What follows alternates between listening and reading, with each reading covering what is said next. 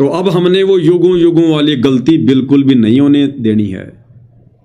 ये दुनिया चाहे लाख कहे, ये भगत चाहे लाख कहें कि तुम कैसे कह सकते हो कि सतगुरु रामपाल जी स्वयंभू हैं, ये प्रकट हुए हैं। क्योंकि अपने ही गुरु भाई बहन संगत में कुसंगत होती है, संगत में कुसंगत। अरे जगत वालों को तो पता ही नहीं हमारे क्या नियम है, क्या मर्यादा है, क्या ये ज्ञान है, क्या ये सौदा है, क्या सतलोक है। तो वो बेचारे क्या कहेंगे? कुछ नहीं कर सकते। वो तो केवल इतना कह सकते हैं कि तू पागल हो गया, बाबा रामपाल के चक्कर में आ गया, तू पहले वाला नहीं रहा। बस ये 3 बातें उनके पास है। लेकिन यदि हमारे मन में कोई शंका पैदा करेगा तो काल केवल संगत में जो कुसंगत होती है, जो नकली भगत होते हैं, उनके माध्यम से, क्योंकि वो थोड़ा बहुत सत्संग सुनने के चलते जानते हैं अटपट, तो वो हमारे अंदर शंका पैदा करेंगे काल प्रेरणा से। क्योंकि उनको ये अच्छा नहीं लगेगा कि ये गुरुजी को भगवान क्यों कह रहा है, ये गुरुजी को प्रकट हुआ क्यों मानता है। वही लोग हमारे अंदर शंका के बीज बोने की कुछ चेष्टा करेंगे काल प्रेरणा से। तो भाइयों और बहनों, हमने आदरणीय गरीबदास जी के जीवन को, उनकी जीवन लीला को अपनी आंखों के सामने रखना है। ये आदरणीय गरीबदास जी की जो जीवन लीला है ना, एक ऐसा उदाहरण है जो आप और हमें दृढ़ करेगा। बाकी तो दास समय समय पर खुलासा जो है करता आया है, लेकिन बहुत सारी नई नई चीजें जो निकल निकल के सामने आती हैं, यही रजा होती है गुरुदेव भगवान की। जो रहस्य होते हैं अध्यात्म के, जो बातें हमारे दिलो दिमाग में भी नहीं होती, हमारे आसपास भी नहीं होती हैं, साथ संगति के माध्यम से परमात्मा उन्हीं पॉइंटों को लेके आते हैं।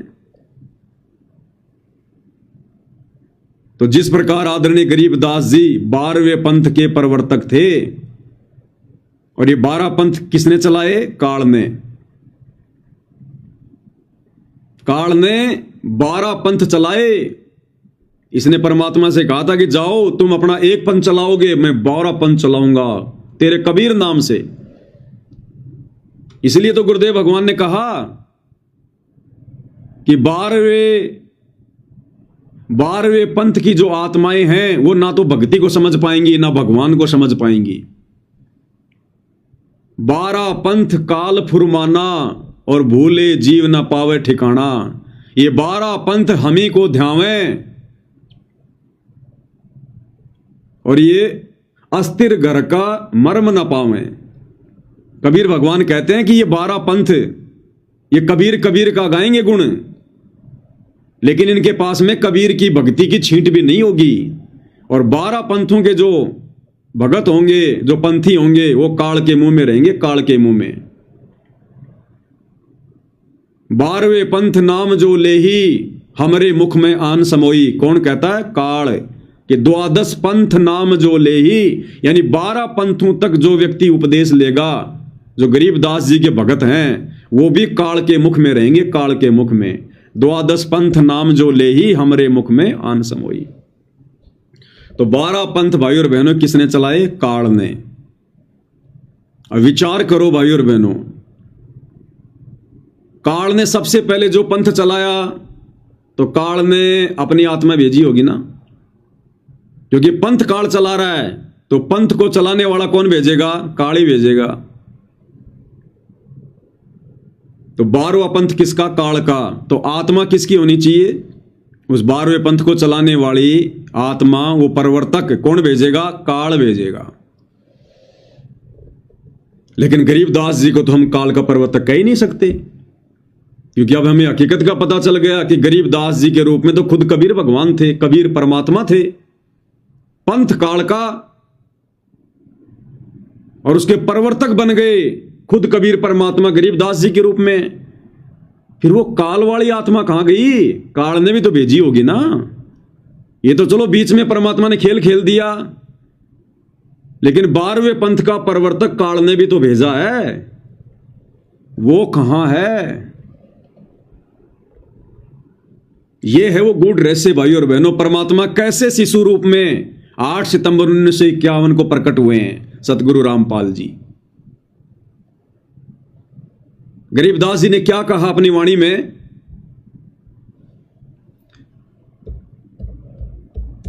गरीबदास जी ने क्या कहा कि भाई ना तो कबीर जी मां से उत्पन्न हुए और ना हम मां के गर्भ में आए।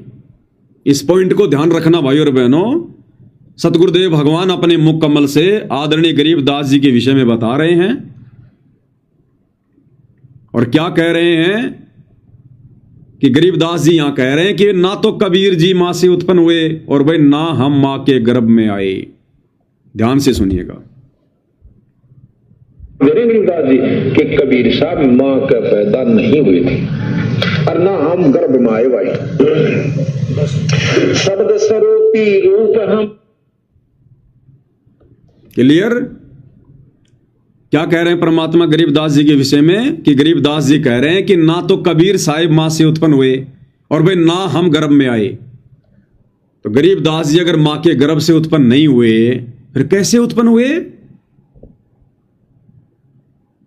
यही वो पॉइंट है जो हमें दृढ़ करेगा कि इसी विधि से वर्तमान में सतगुरु रामपाल जी ये कबीर भगवान फिर से आए हैं, जिस विधि से गरीबदास जी आए हैं। किस विधि से आए हैं? 12वां पंथ काल का। आत्मा तो काल ने भेजनी थी और उसने भेजी भी।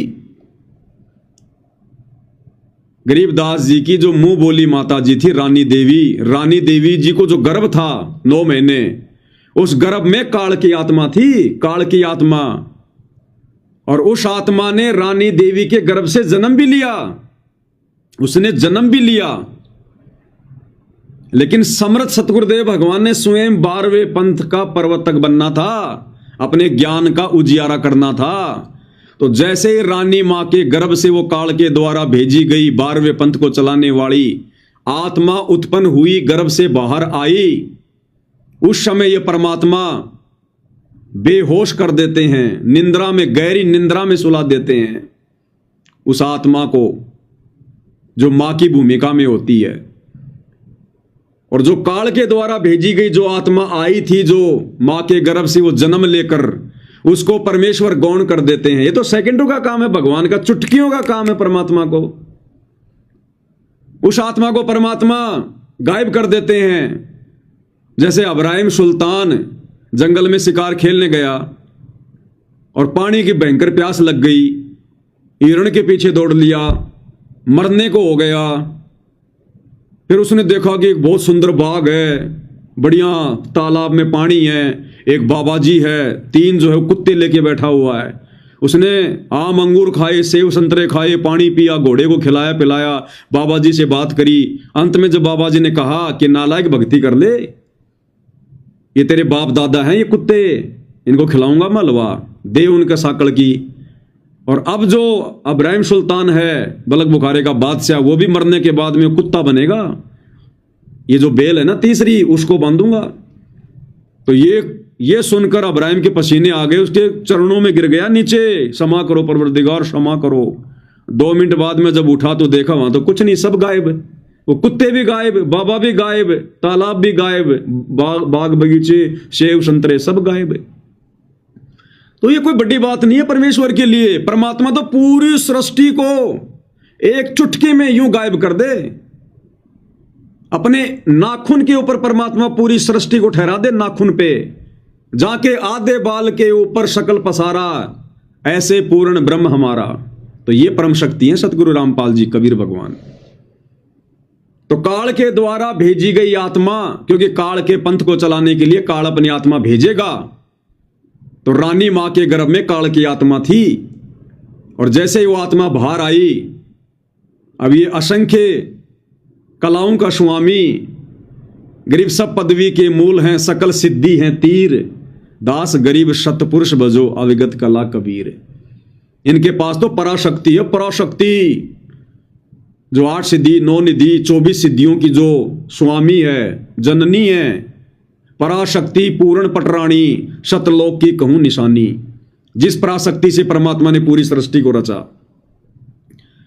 तो गुरुदेव भगवान ने क्या किया? उस कबीर भगवान ने रानी मां के गर्भ से उत्पन्न काल के द्वारा भेजी गई आत्मा को उस सेकंड में गायब, और परमेश्वर खुद शिशु रूप बनाकर अपनी शब्द शक्ति से, वो मां के गर्भ से नहीं आते, शिशु रूप बनाकर उसी अवस्था में रोते हुए और मां के बराबर में लेट गए।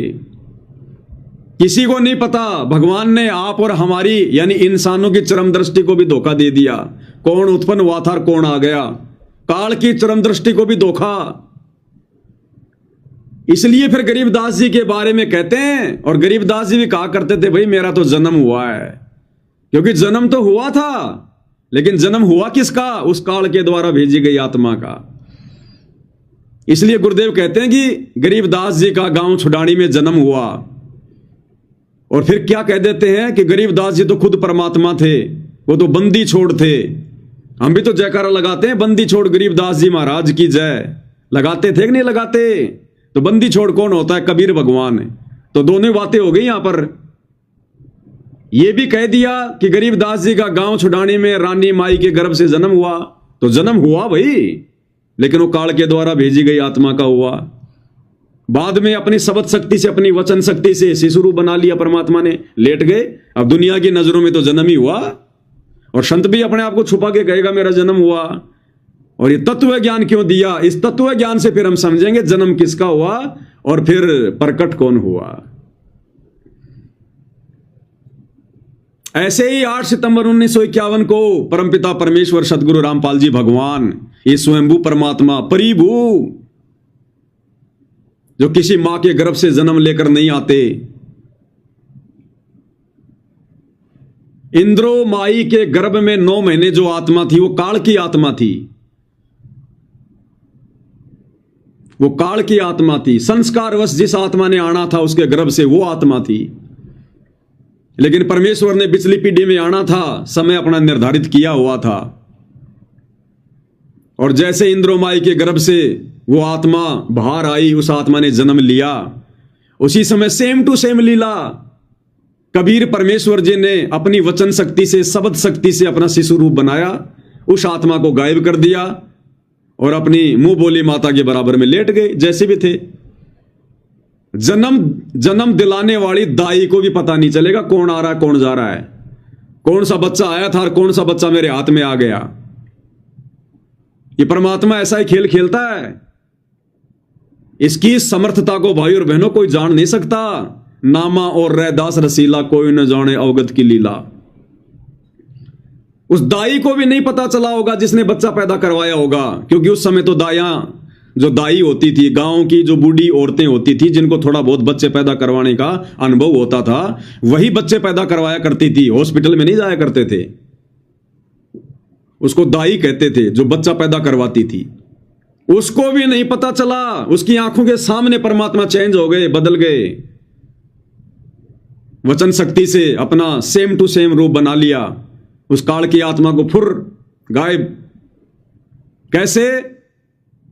जिस प्रकार गुरुदेव ने बताया कि उनका एक भगत था जो 7 कोस ऊंचे पहाड़ पर रहा करता था। भक्ति के लिए जाते थे पहले ये पहाड़ों के ऊपर, ताकि हमें कोई डिस्टर्ब ना करे, शांति में एकांत में अपना भजन करें। इसलिए जाते थे पहाड़ों में, जंगलों में, गुफाओं में, और पीछे पीछे इनके भगवान भटकता रहता। फिर तो एक दिन वो बीमार पड़ गया और ऊपर एक तालाब था। अब वो बीमार पड़ गया और उसकी आदत थी हाथ मुंह वगैरह धो के अपनी जो भक्ति क्रिया वो किया करता था।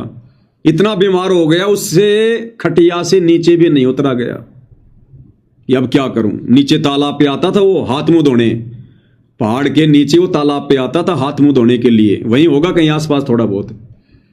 इतना बीमार हो गया उसकी उठने की भी हिम्मत नहीं हुई, और उसने मन ही मन में सोचा कि ये भगवान, आज तो मेरी भक्ति क्रिया अधूरी रहेगी। यानी उसने भक्ति के लिए उसने चिंता व्यक्त की, भक्ति के लिए, कि आज यदि मैंने हाथ मुंह नहीं धोया तो आज मैं भक्ति क्रिया, आज मैं वो कैसे करूंगा, शुद्धता कहां रहेगी। उसकी इस चिंता को देखकर परमात्मा ने पूरी पृथ्वी पर इतनी भयंकर बारिश कर दी, इतनी भयंकर बारिश करी, पूरी सृष्टि को डुबो दिया भगवान ने। चाहते तो परमात्मा एक कटोरा जल का उसके पास रख देते, लेकिन समर्थ अपनी समर्थता को दिखाता है। परमेश्वर ने पूरी पृथ्वी पर भयंकर मूसलाधार बारिश कर दी, पूरी पृथ्वी डूब गई। खेत खलिहान मकान सब, जीव जंतु पशु पक्षी स्त्री पुरुष सब डूब गए। पूरी सृष्टि नष्ट कर दी भगवान ने। और धीरे धीरे बरसात इतनी भयंकर हुई, कहीं बादल फट रहे हैं, कहीं बाढ़ आ रही है भयंकर। 7 कोस ऊंचे पहाड़ पर पानी चढ़ गया। और जब उसने देखा नीचे की तरफ, हे भगवान, पूरी सृष्टि डुबो दी आपने मेरे लिए। अपने आप को कोस रहा है कि हे परवरदिगार, मैं तो बड़ा पाप का भागी बन गया, मुझ नीच के कारण आपने ये लीला की। और उसने मुंह धोया, और अगले ही क्षण जैसे उसने मुंह धो लिया और भगवान से उसने ये प्रार्थना की कि परमात्मा, मैं तो असंख्य जन्मों तक पाप का भागी बन जाऊंगा, मेरे कारण आपने पूरी सृष्टि को डुबो दिया। तुरंत परमात्मा ने ऐसा कर दिया कि जैसे बरसात हुई ही नहीं। जो व्यक्ति खेत में काम कर रहे तो खेत में काम कर रहे हैं, जो व्यक्ति अपने किसी ऑफिस में काम कर रहा था, कोई लिखा पढ़ी का काम कर रहा था पेन और उस कागज से, वो लिखा पढ़ी का काम कर रहा, उनको पता भी नहीं क्या हो गया। उस बही के ऊपर एक पानी का टपका भी नहीं है, उनको पता ही नहीं चला कि पूरा संसार डूब गया था, सब मर गए थे, बाढ़ आ गई थी। वो तो अपना काम कर रहे थे और भगवान ने लीला कर दी। ऐसे ही बच्चा उत्पन्न करवाने वाली उस औरत को भी नहीं पता चलता कि तेरे हाथ में कौन सा बच्चा आया था, कौन सा चला गया और फिर कौन सा आ गया। ऐसी लीला करता ये भगवान। भाई और बहनों, साहिब से सब होत है, बंदे से कुछ नाई, और राई से पर्वत कर दे, फिर पर्वत से राई। मोला जल से थल करे। उसके बाद परमात्मा ने वाणी कही कि मोला जल से थल करे और थल से जल कर देत, और साहिब तेरी साहिबी श्याम कहूं के सवेत। ये परमेश्वर, तेरी महिमा को मैं क्या कहूं, क्या नाम दूं, शब्द नहीं है। तो इस प्रकार से 8 सितंबर 1951 को इंद्रोमाई की कोख से जो काल की आत्मा आई थी, कबीर भगवान ने, सतगुरु रामपाल जी ने उस आत्मा को गायब कर दिया और स्वयं अपनी वचन शक्ति से, शब्द शक्ति से वैसा ही रूप बनाकर, शिशु रूप बनाकर, या तो दाई के हाथ में या फिर बराबर में लेट गए, और कुछ नहीं पता चला कि कौन सा बच्चा क्या है, कौन सा बच्चा क्या नहीं है। इसलिए गुरुदेव भगवान ने अपने आप को छुपाते हुए कहते हैं, स्वयं कबीर भगवान स्वयंभू होते हुए, इस दास का जन्म किसान परिवार में हुआ, इस दास का जन्म किसान परिवार में हुआ। भाई जन्म हुआ है, लेकिन हुआ किसका? शिशु का। कौन शिशु? जो काल ने आत्मा भेजी थी। और फिर गुरुदेव कहते हैं, आपने इस दास को परमात्मा मानना पड़ेगा। भैया परमात्मा जब मानेंगे जब आप में परमात्मा के गुण होंगे। परमात्मा उसको माना जाता जिसमें परमात्मा के गुण होते हैं, और परमात्मा का गुण है वो कभी मां के गर्भ से जन्म नहीं लेता, वो प्रकट होता है, स्वयंभू है। इसलिए हम सत्सेवक भाई बहनों को गुरुदेव के आशीर्वाद से आज ये भेद समझ में आ रहे हैं। इसलिए हमारी आत्मा ने मान लिया, हमारे हृदय ने मान लिया कि परमेश्वर रामपाल जी का जन्म नहीं हुआ, ये स्वयंभू परमात्मा है, ये लीला चाहे कुछ भी करे। इसलिए हम 8 सितंबर से अपने गुरुदेव भगवान को परमात्मा मान रहे हैं, स्वयंभू। इनका जन्म नहीं हुआ, ये कोई कबीर जी की आत्मा वात्मा नहीं है, कोई संदेश वाक नहीं है, ये स्वयं सारी सृष्टि के पालक हैं। ये जो मर्जी लीला कर लें, कौन जाने इनकी लीला को। इनसे बढ़कर लीलाधर है कोई संसार में? तो ऐसे परमेश्वर खेल खेलते हैं भाई और बहनों। इसलिए हम भगत भाई बहनों ने, चाहे हमारे खुद के भगत भाई बहन कितना क्यों ना चीखें, कितना क्यों ना चिल्लाएं, हमने 650 साल पहले वाली गलती नहीं करनी है। उस समय के उन पंडितों ने, उन विद्वानों ने हमारे को जो बहका दिया कि कबीर जी अनपढ़ है, कबीर जी अनपढ़ है, और हमने मान लिया कि हां कबीर जी अनपढ़ है। ऐसे ही वर्तमान में ये लोग कह रहे हैं, हमारे ही ये गुरु भाई, ये कोऑर्डिनेटर गुरु का परिवार, कि गुरु जी का जन्म हुआ है, गुरु जी का जन्म हुआ है। अब हम नहीं मान सकते भाई, एक बार धोखा खा गए, दोबारा धोखा नहीं खाएंगे। अब पिछली बार तो उसको अनपढ़ कह के रिजेक्ट करवा दिया, अब की बार तुम उसको जन्म लिया मान कर रिजेक्ट करवाओगे। अब की बार हम धोखा नहीं खाएंगे। साध संगत से समझ है आया, हम अब नहीं धोखा खाएंगे। चलो चलो रे भगतो, साध संगत में गुरु जी को भोग लगाएंगे। ये परमात्मा ने 2-2.5 साल पहले लिखवा दिया, जब दास हिसार जेल में बैठा हुआ था, कि साध संगत से भेद है पाया, सतगुरु रामपाल जी ने सफल बनाया, जो लिखवाया परमात्मा ने। तो ये ना सोचना कि ये पवन दास ने लिखे भाई और बहनों ये शब्द। मुझे मेरी औकात का अच्छे से पता है, नाम भी ढंग से लिखना नहीं आता।